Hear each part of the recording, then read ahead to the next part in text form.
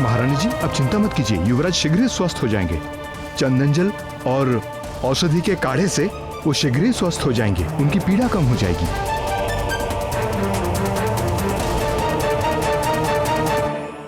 हनुमान ने जब अग्निदेव की पावक हुताशिनी, वाहिनी आदि सेना को अपने भीतर समाहित कर लिया था, सूर्य को निगल लिया था, उस समय भी उन्हें कुछ नहीं हुआ था।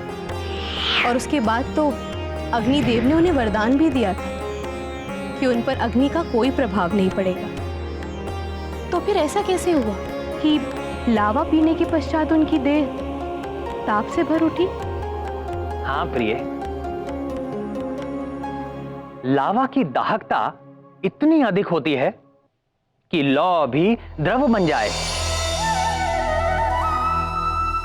किंतु इतना लावा पीने के पश्चात भी हनुमान की देह नहीं चली, भस्म नहीं हुई।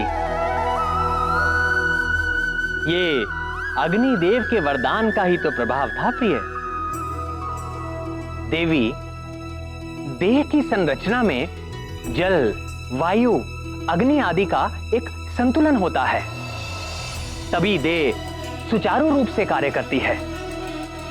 हनुमान के लावा पीने से उनकी देह में अग्नि तत्व की अधिकता हो गई और जल तत्व न्यून हो गया,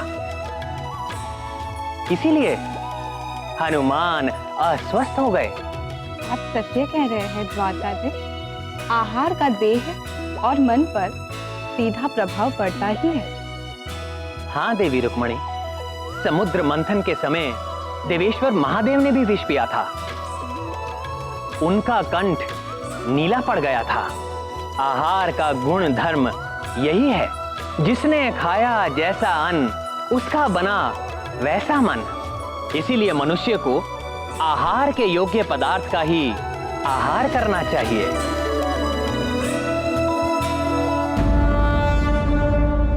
युवराज, इसे पीजिए।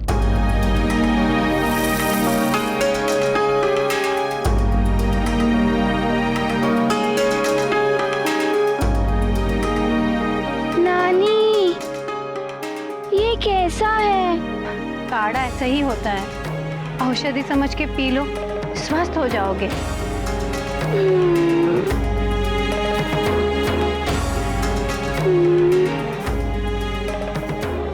ठीक है।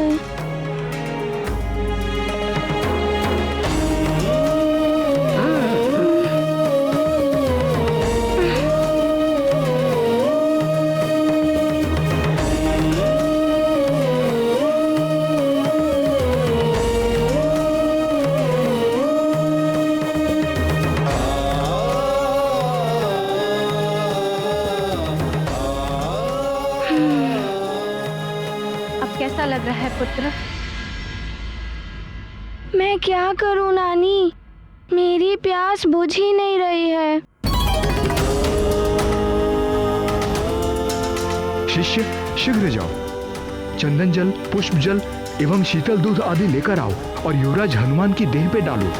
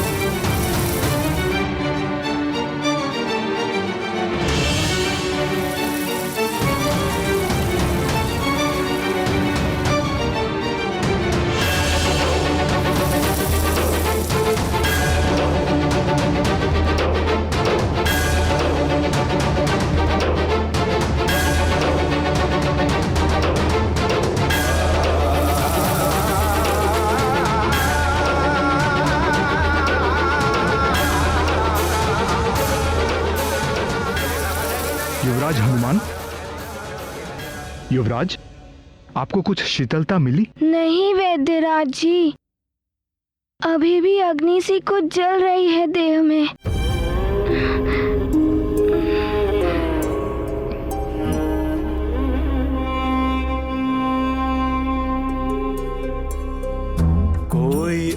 औषधि काम न आए, लावा के तप से तपते हनुमान।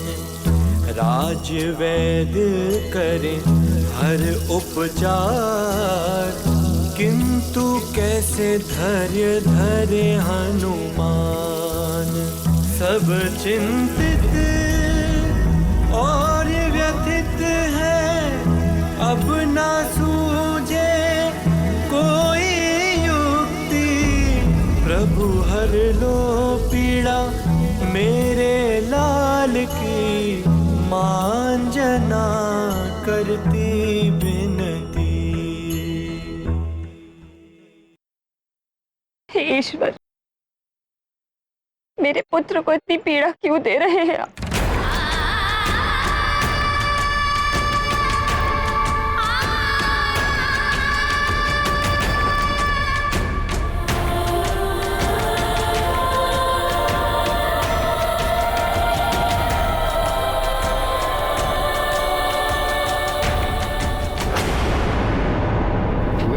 नराय प्रतिवेदयामि यत् गृहं संग्रो देवासु स एतां पाशनं गृहचदा वेद सर्वनाशं भक्षेन सर्वं।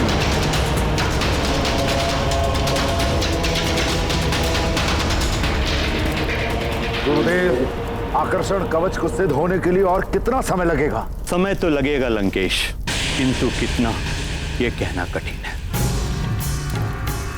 परंतु इतना अवश्य कह सकता हूं कि इस बार ये रक्षा कवच बिना सूर्य ग्रहण के ही सिद्ध होगा।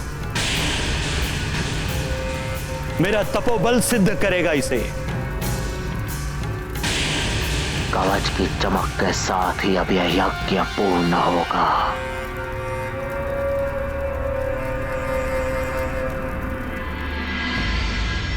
रावण की सहायता करने का अर्थ है संसार में विध्वंस और अति विनाश।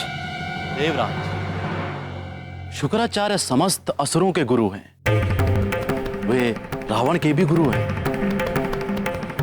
किंतु गुरुदेव, गुरु का कर्तव्य है अपने शिष्य को उचित मार्ग दिखाना, जबकि वे तो रावण को अधर्म के मार्ग पर ले जा रहे हैं। हाँ गुरुदेव, यदि रावण का रक्षा कवच सिद्ध हो गया तो उसकी शक्तियां कई गुना बढ़ जाएगी। सबके लिए वो अवध्य हो जाएगा। उसके आतंक से समस्त सृष्टि त्राहिमाम कर उठेगी। असुर राज करेंगे सारे संसार पर।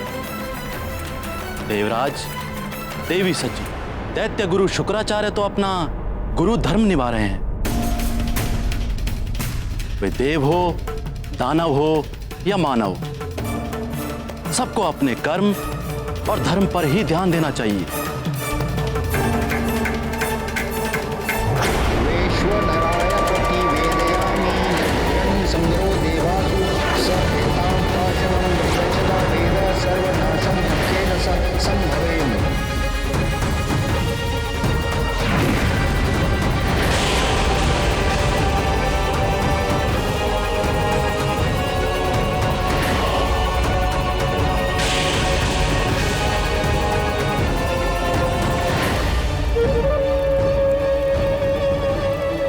ब्रह्मं प्रसन्नम, प्रसन्न हुए हम। गुरुदेव, आप महान हैं। आपका तपोबल कार्य कर रहा है। आकर्षण कवच का सिद्ध होना आरंभ हो गया है। अपनी संपूर्ण मायावी शक्तियों के साथ सिद्ध हो जाएगा और उसके पश्चात तुच्छ वानर हो या नारायण ने संसार के किसी भी कोने में जन्म ले लिया हो, मेरा कोई अहित नहीं कर सकता। मैं अवश्य हो जाऊंगा सबसे।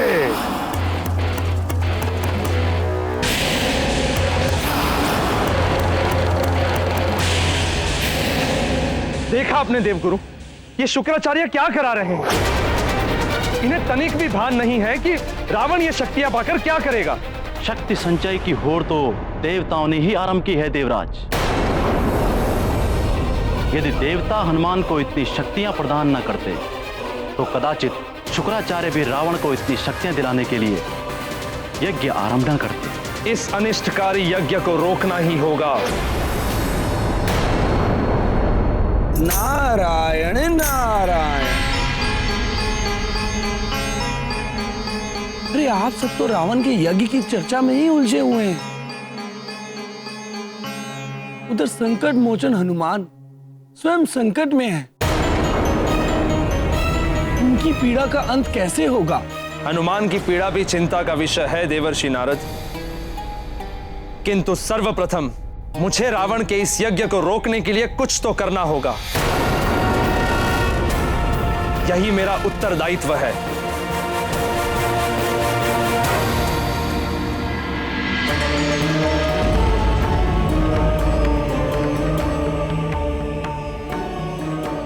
हे करुणा निधान, करुणा कीजिए मेरे पुत्र पर। मैंने तो आप सब देवताओं के द्वारा दिए गए वरदान स्वीकार कर लिए थे और ये संकल्प लिया था कि आपका महान उद्देश्य पूर्ण करने के लिए मुझसे जो भी योगदान हो सकेगा मैं दूंगी।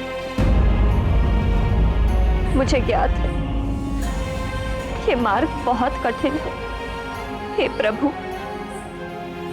वरदान आपने दिया है, परीक्षा भी आप ही लेंगे। हे महादेव, हनुमान को इस पीड़ा से मुक्त कीजिए, सहायता कीजिए प्रभु।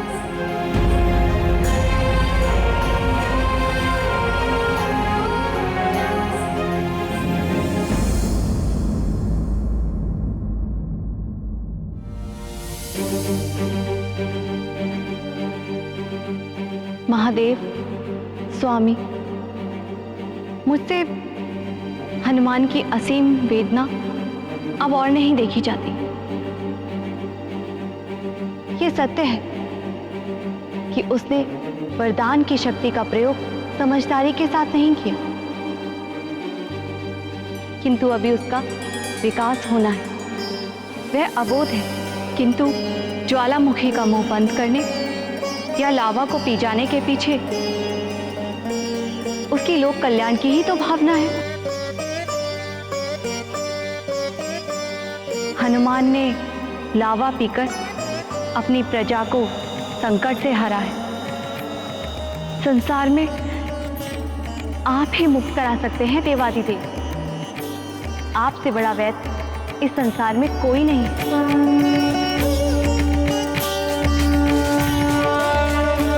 मैं समझ रहा हूं आपका आशय क्या है करुणामयी देवी।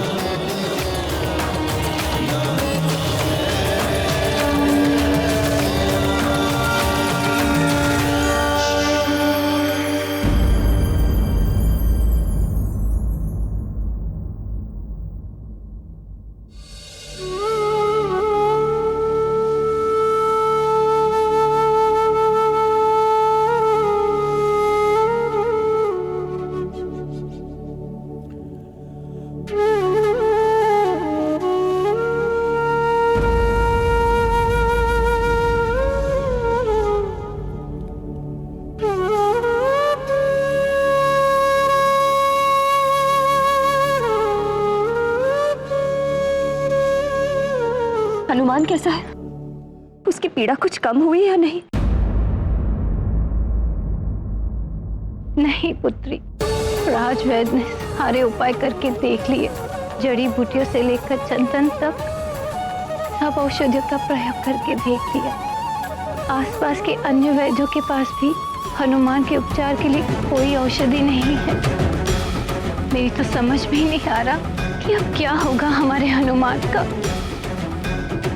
सबको संकट से बचाने के लिए उसने ये सब किया, अब उस संकट मोचन को संकट से उभारने कौन आएगा? ओम नमः शिवाय, ओम नमः शिवाय, ओम नमः शिवाय, ओम नमः शिवाय, ओम नमः शिवाय। हर हर महादेव, हर हर महादेव, हर हर महादेव, हर हर महादेव।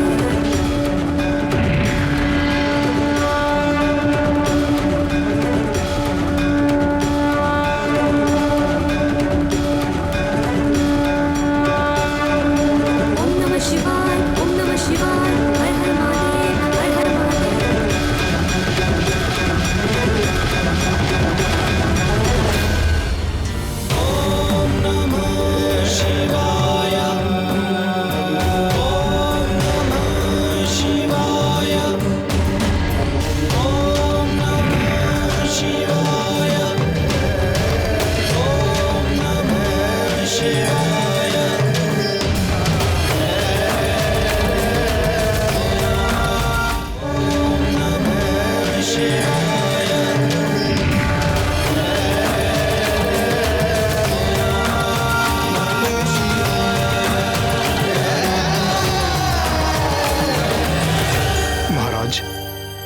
क्षमा चाहता हूं।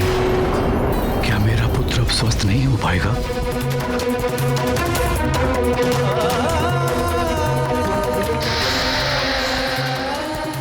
स्वामी, यदि मेरे पुत्र को कुछ हो गया तो मैं भी जीवित नहीं रह पाऊंगी।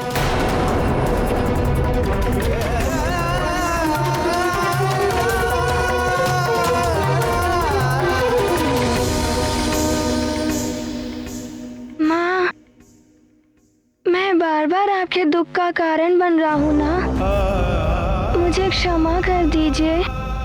ऐसा मत बोलो पुत्र।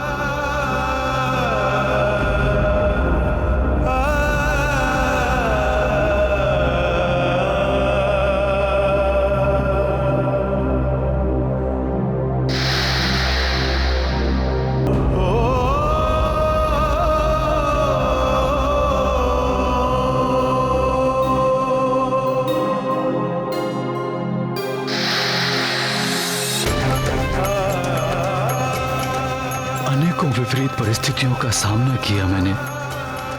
महान संकटों में भी साहस के साथ अडिग रहा मैं, कभी हार नहीं मानी। किंतु आज अपने पुत्र की पीड़ा देखकर ऐसा लग रहा है जैसे हार गया हूं मैं।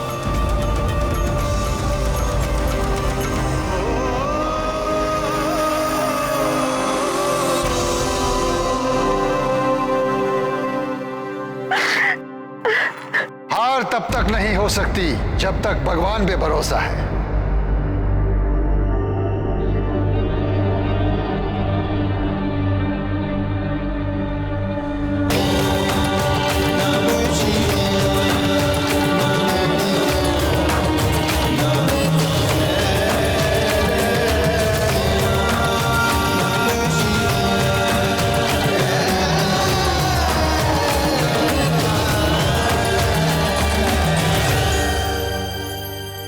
चिंता चिता तक पहुंचा देती है, देह को नष्ट कर देती है। इसलिए चिंता को त्याग कर आशावान बने रहिए। शेष ईश्वर पर छोड़ दीजिए। ये कौन विभूतियां हैं? दिव्य तेज पसरा है इनके चारों ओर।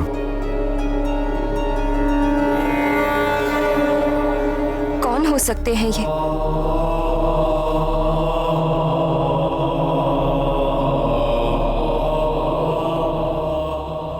महाराज, ये बहुत पहुंचे हुए वैद्य हैं। कह रहे हैं कि युवराज का उपचार कर सकते हैं।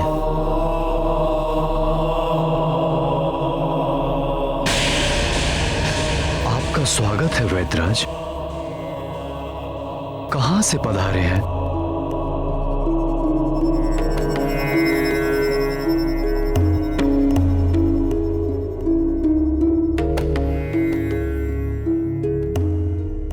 जोगी और वैद्य का ठिकाना नहीं पूछते वाले।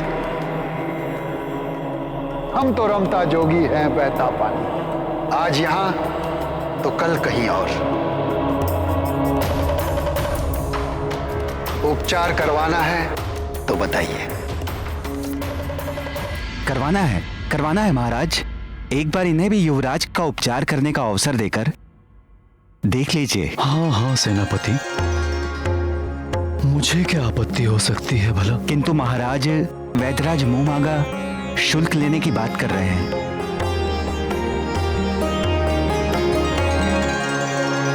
वैद्यराज जी, आप मेरे पुत्र को स्वस्थ कर दीजिए। आप जो मांगेंगे मैं दूंगा, वचन है मेरा।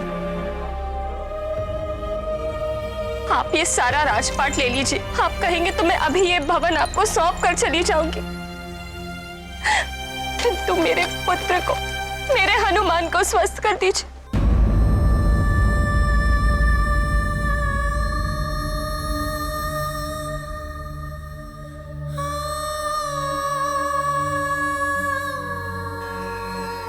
महादेव से बड़ा वैद्य और कौन हो सकता है संसार में। अब मेरे हनुमान की पीड़ा अवश्य शांत हो जाएगी।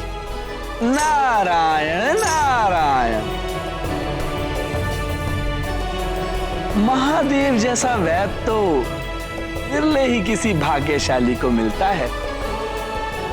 धन्य हो तुम हनुमान, जो महादेव स्वयं तुम्हारी चिकित्सा के लिए पधारे हैं। आइए वैद्यराज जी।